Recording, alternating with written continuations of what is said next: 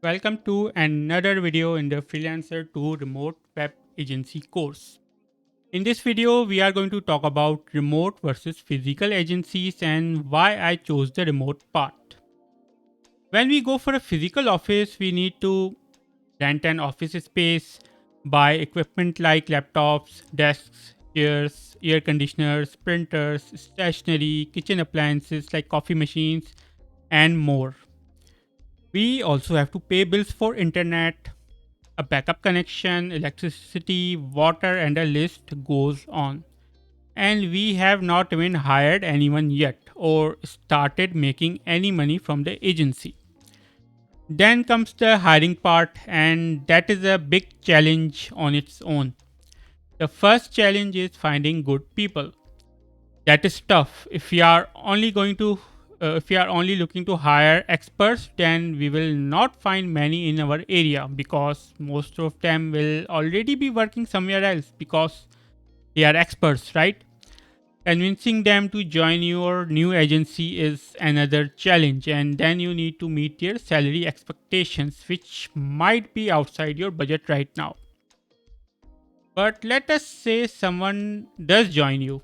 But what if they stop showing up or switch to another company the next week? Or their work quality turns out worse than you expected?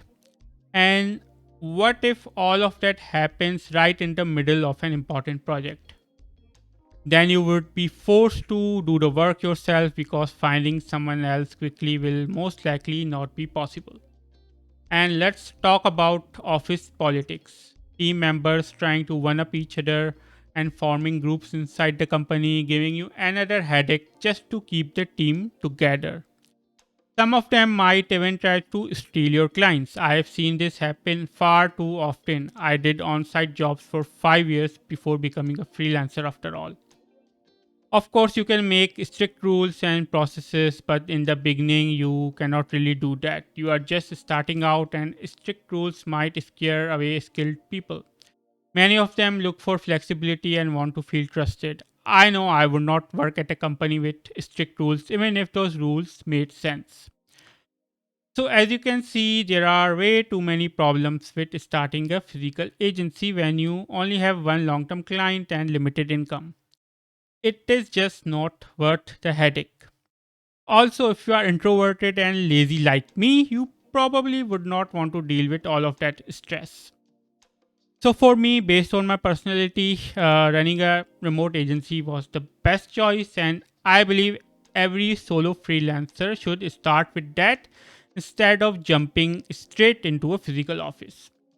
Because with my remote agency, I do not need to one worry about hiring people. If I need someone qualified, it takes just a few hours to find and hire them.